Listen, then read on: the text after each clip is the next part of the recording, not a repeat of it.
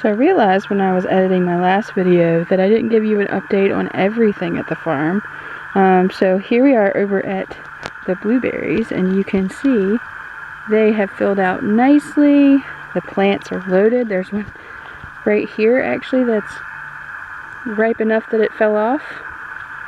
But that was a little teeny tiny one. We have put these little shiny, I guess streamer like things in different places on them to try and keep the birds as well as the neighbors' geese from coming over and having a little feast.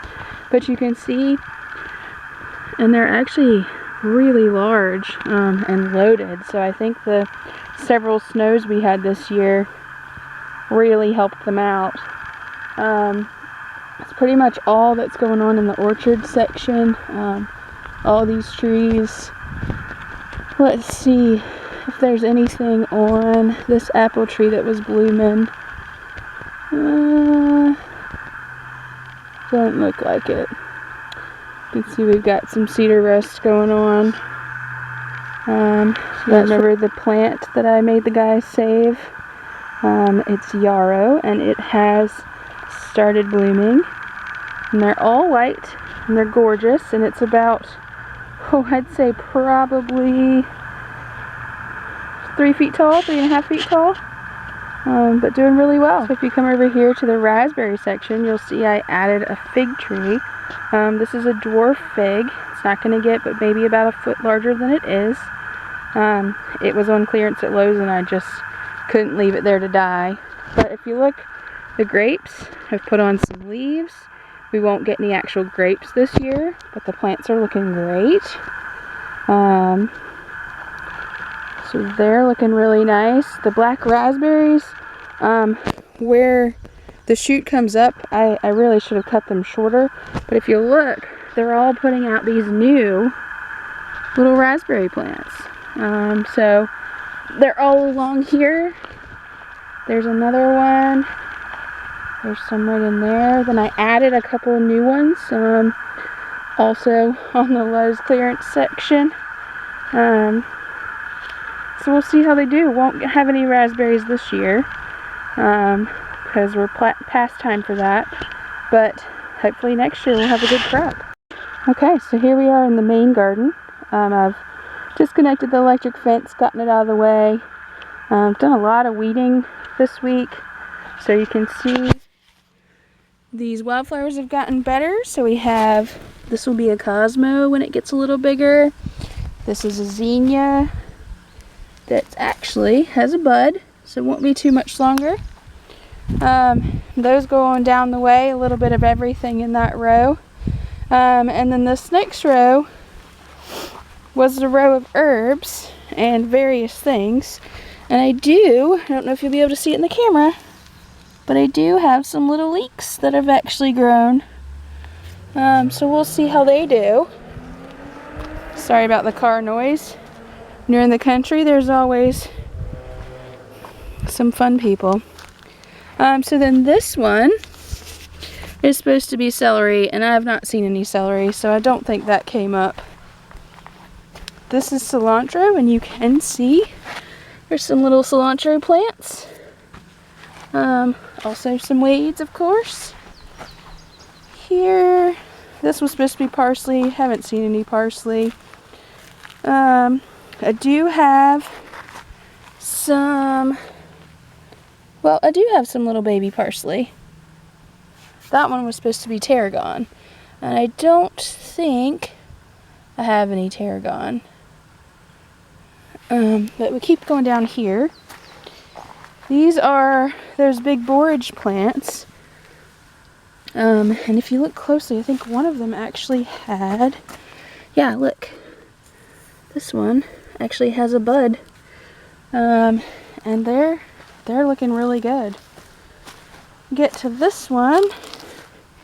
And this is some fennel. I don't know if you can see, it's really tiny. So there's some little tiny fennel. This is actually the bronze kind of fennel, so you'll see it's kind of golden colored.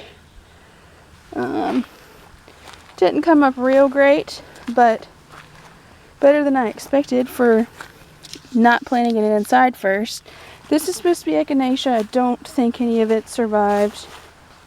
But the dill down here has done really well. Like, look, there's some dill and some more dill and some weeds, and look at this big one right here, a nice big bushy dill. So that's great, looking good. The packaging said to grow dill in terrible soil, and the worse the better. So that came down here in the red mud section and seems to be doing well now that I got the weeds out of it. So here's our lovely green beans, and you can see they've bushed out well and they are doing really, really well.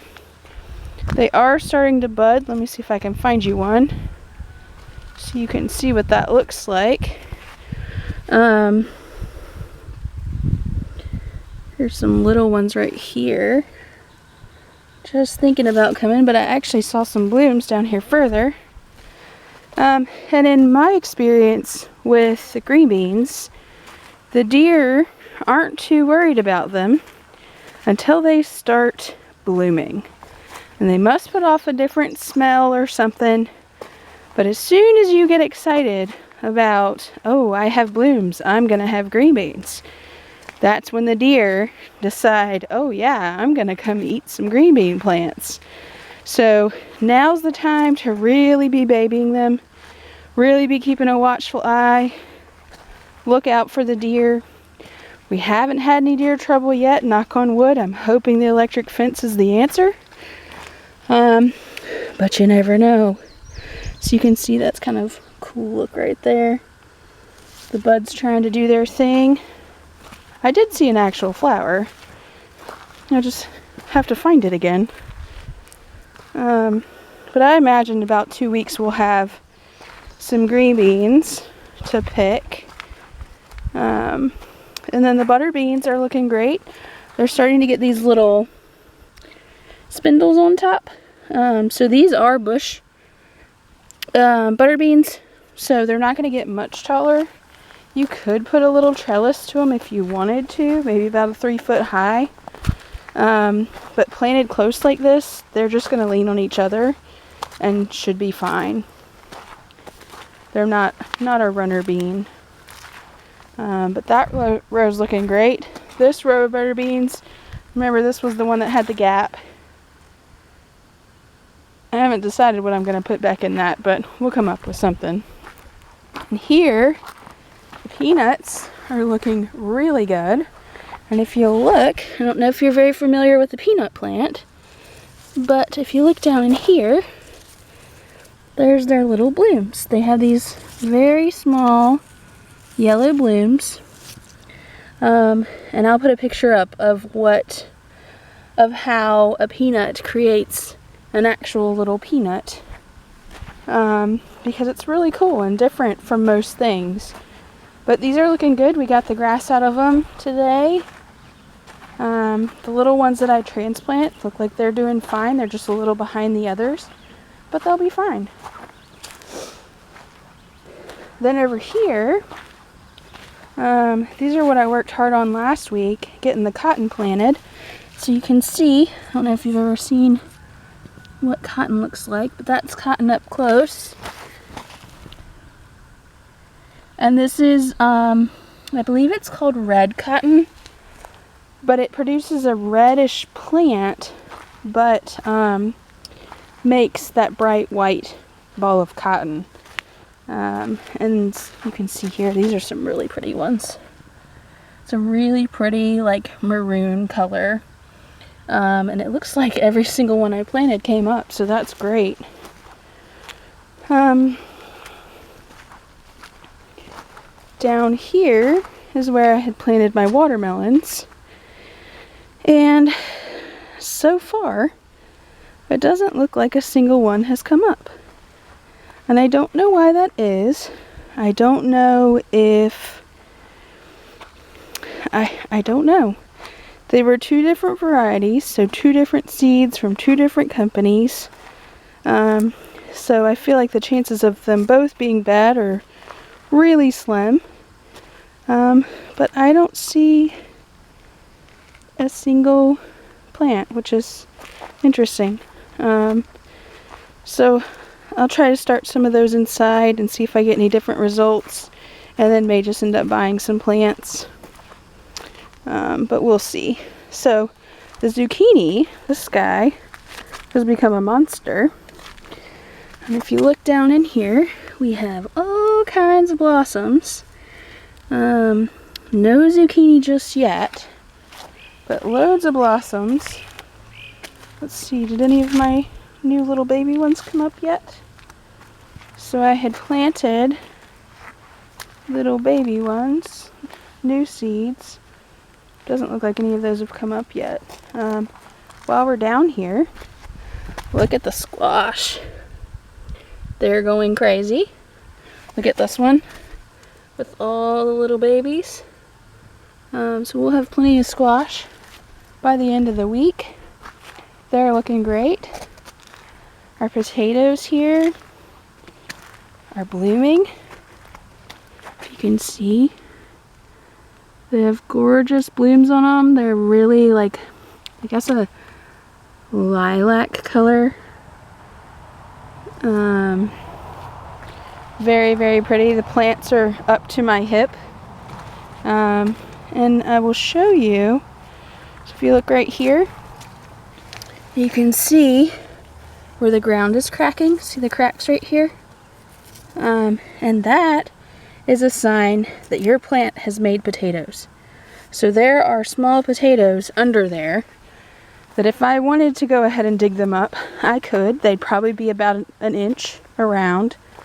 But I'm going to let them grow.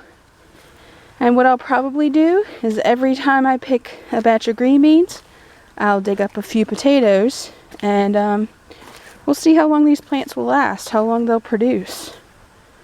I'll try to just dig around them and take the potatoes off the roots and cover them back up and see if they'll produce most of the summer.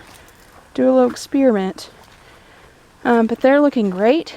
No evidence of any bugs. If you look, not a single bug mark on anything. Everything's looking great, which we love to see, and hopefully it stays that way.